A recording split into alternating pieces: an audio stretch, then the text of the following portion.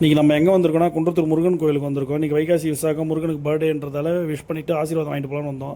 அவரை பார்த்து முடிச்சுட்டு அப்படியே மூலவரை பார்க்குறதுக்காக லைனில் நின்னோம். கூட்டம் கொஞ்சம் கம்மியாக இருந்தது மதிய டைமில் போனதால்.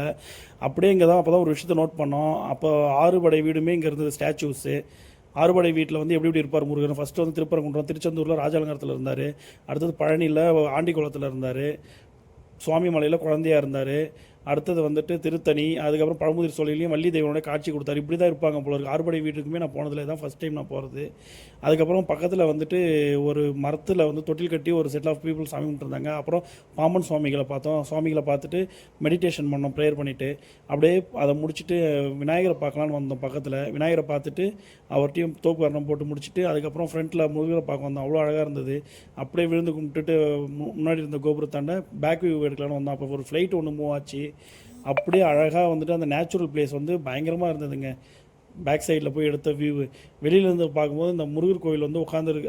இந்த கோவில் வந்து அவ்வளோ அழகாக இருக்கும் வெளியிலேருந்து பார்க்கும்போது வியூ பாயிண்ட்டு. பக்கத்தில் யாராவது இருந்தீங்கன்னா அதை வந்து விசிட் பண்ணி பாருங்கள் அந்த முருகர் கோவிலை. அதே போல் ஃப்ரண்ட்டில் கோபுரம் பார்க்க வந்தோம். ஃப்ரண்ட்டில் கோபுரத்துக்கு முன்னாடி வந்து அந்த துணி பந்தெல்லாம் கட்டி யாருமே வெயிலில் கஷ்டப்படக்கூடாதுன்றதுக்காக அழகாக பண்ணியிருந்தாங்க.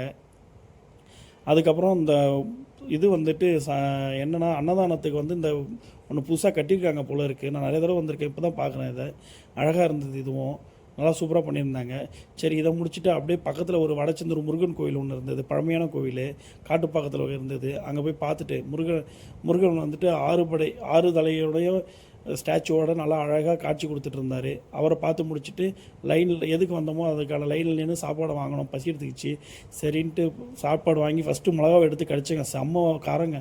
இருந்தாலும் நமக்கு சாப்பாடு தான் முக்கியன்ட்டு அந்த காரத்தை கண்டுக்காமல் தண்ணி இல்லை. சரி ஓகேன்னு சாப்பாடை சாப்பிட்டு முடிச்சுட்டு அப்படியே வீட்டுக்கு கிளம்பிட்டேங்க.